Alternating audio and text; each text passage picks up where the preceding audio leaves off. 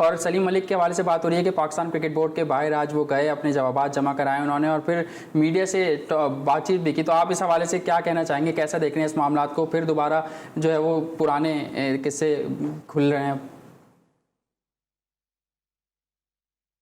जी, मैं तो इस सारे सिलसिले के बड़ा सख्त खिलाफ हूँ, क्योंकि ये 93 का किस्सा है और उसके बाद मुख्तलिफ वक्तों पे चीज़ें होती रहीं। 95-94 में जब सलीम मलिक कप्तान थे, उस वक्त ये मसला जो था वो बड़ी शिद्दत से सामने आया। फिर उसके बाद 99 के बारे में बातें होती रहीं। तो मेरे ख्याल में सारी दुनिया के जो क्रिकेट बोर्ड्स हैं उन्होंने इस मसले को तय कर लिया है और जो भी कार्रवाई करनी थी, जिसको निकालना था निकाल लिया, जिसको रखना था रख लिया। अब कोई भी वो गड़े मुर्दे नहीं उस अंदाज में उखेड़ रहा जिस तरह हमारे मुल्क में हो रहा है। इससे मेरे ख्याल में क्रिकेट को बड़ा नुकसान पहुंच रहा है। इस तरह होना नहीं चाहिए। अब मामला सलीम मलिक का आया है। सलीम मलिक ने जो बात की है कि जी फलां भी जो है वो क्रिकेट बोर्ड से वाबस्ता है और फलां भी वाबस्ता है, कई के नाम लिए, तो उनका क्या कसूर है? इस लिहाज से वो उनकी बात ये जायज़ है कि अगर कोई ऐसा शख्स जो कि मुलव्वस था इस मामले में और जिसके ख़िलाफ़ तहकीकात में ये हुआ कि इसको करीब ना आने दिया जाए, अगर वो आया है तो फिर सलीम मलिक का एतराज़ बजा है।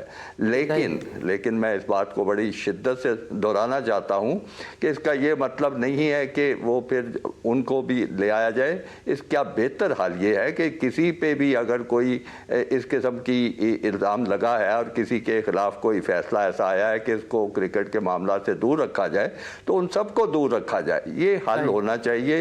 ये हल नहीं है कि अगर किसी एक के लिए आपने फाटक खोल दिया है, गेट खोल दिया है या किसी ने रेड लाइट क्रॉस कर लिया है तो फिर बाकी सबको भी रेड लाइट क्रॉस करनी चाहिए। मैं बार बार इस चीज़ को दोहरा चुका हूँ। अब ये किस्सा बंद होना चाहिए, इस पर बार बार गुफ्तगू नहीं होनी चाहिए। अच्छा, मैं एक और सवाल आपसे करना चाहूँगा कि फिक्सिंग की अगर बात करें तो हमने देखा कि जस्टिस कय्यूम रिपोर्ट आई थी। मैं ये पूछना चाह रहा हूँ कि जस्टिस कय्यूम रिपोर्ट में सलीम मलिक पर यह जुर्म हुआ था? जी, वो रिपोर्ट पे जो भी हुआ था उसमें मौजूद है। उस पर अब रिपोर्ट पे क्या तबसरा किया जाए कि उसमें क्या साबित हुआ, क्या नहीं साबित हुआ। इसका मतलब है कि एक हाई कोर्ट के जज ने जो भी रिपोर्ट दी, जो भी उसमें अपने राय दी, उस पर मैं मज़ीद अपनी राय देना शुरू कर लूँ। अब तो इतनी पुरानी बात हो चुकी है कि तफसीलात भी मुझे याद नहीं रहा कि उसमें कि क्या साबित हुआ, क्या नहीं साबित हुआ था। मेरा मौक़िफ़ यही है कि अब इस किस्से को ख़त्म करना चाहिए। ठीक है, आसिफ खान साहब हमारे साथ मौजूद है, वो कुछ आपसे बात करना चाह रहे हैं। अस्सलाम वालेकुम खालिद महमूद साहब जी। मैं भी यही लेके जाऊंगा, अगर मलिक कय्यूम इंक्वायरी रिपोर्ट में आपका ख़ास तौर पर बयान देखें तो उसमें आपने तो कुल्ली तौर पे ये कहा था कि पाकिस्तान क्रिकेट टीम जब अच्छा करती है तो इस पर इस तरह के इल्ज़ामात लगते हैं, तो उस वक्त आपने तो ये फिक्सिंग वाले मामले को मुकम्मल तौर पर रद्द किया था। मैंने हमेशा यही कहा है, उस वक्त भी कहा था, उसके बाद भी कहा था और आज भी कह रहा हूँ कि मेरे पास किसी किस्म की कोई एविडेंस, कोई वाक़या, कोई इस तरह का मेरे ना कोई किसी से ताल्लुक़ ऐसे लोगों से, तो इसलिए मेरे पास तो ऐसी कोई चीज़ हो ही नहीं सकती थी। मैंने तो चूँकि उस वक्त ये बहुत गरम मामला था और हर एक पे उंगलियां उठ रही थी, तो इसलिए मैंने ये इंक्वायरी की करवाई, पूरा उसको सपोर्ट किया।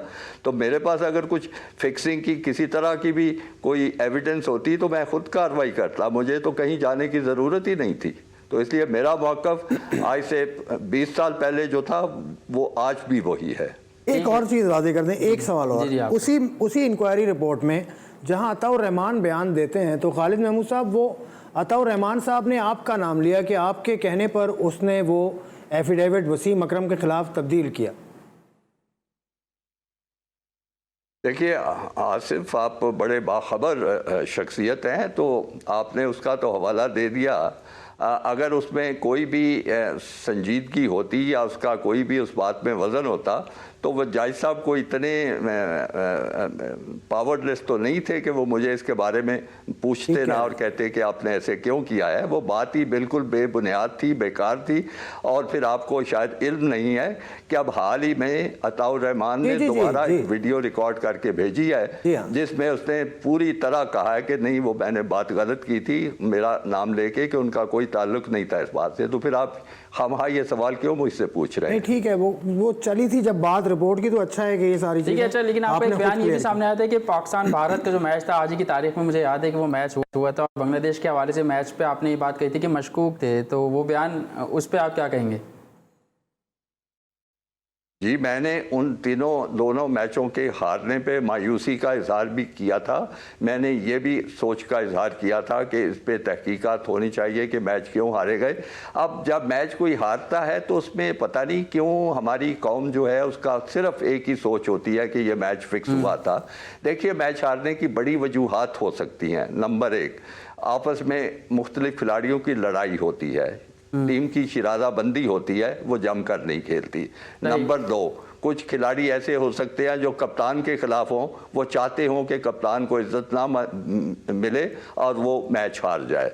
नंबर 3 ये हो सकती है कि कोई क्रिकेट बोर्ड को नीचा दिखाने का किसी का इरादा हो कि इस तरह नहीं होना चाहिए कि एक मैच जीत जाए, बड़ा वर्ल्ड कप टूर्नामेंट जीत जाए, ये भी वजह हो सकती है। और बांग्लादेश के मैच की तो बड़ी दिलचस्प वजह उस वक्त भी सुनने में आई थी कि चूँकि पाकिस्तानी खिलाड़ियों के बांग्लादेश के लोगों से बड़े ताल्लुकात थे, तो उन्होंने कहा कि चलो ये मैच उनको दे दें और वो जीत जाएं। तो इसकी बेशुमार वजूहात हो सकती है। अगर मैंने ये राय का इजहार किया था कि ये तहकीकात होनी चाहिए, और अगर मैं फौरी तौर पे अपने ओहदे से उस वक्त हटा ना दिया जाता तो मैं खुद तहकीकात भी करवाता कि ये मैच क्यों हारे हैं, क्या बददिली की वजह से, क्या आपस में कोई गिरोहबंदी थी या कोई कप्तान को नीचा दिखाना चाहता था। तो मेरे कहने का ये मतलब नहीं है कि कोई मैच फिक्सिंग का मामला था। अगर मैच फिक्सिंग मेरे इल्म में कोई आती, कोई मुझे ऐसी अब गवाही मिलती, कोई किसी तरह से भी कोई ऐसी रिपोर्ट मिलती, तो मैं उसका बरमला इजहार करता। लेकिन मैंने बार बार, अगर आप वो रिपोर्ट पढ़ें जस्टिस करामत नज़ीर भंडारी की, तो उनके सामने भी मैंने कहा कि ये मैच हारने की कोई वजह मुझे समझ नहीं आती, कोई क्रिकेटिंग रीज़न नहीं है, लेकिन मेरे पास कोई मैच फिक्सिंग की किसी किस्म की कोई एविडेंस नहीं है। मैंने वहाँ भी यही बात की थी और वही बात मैं अब भी दोहरा रहा हूँ।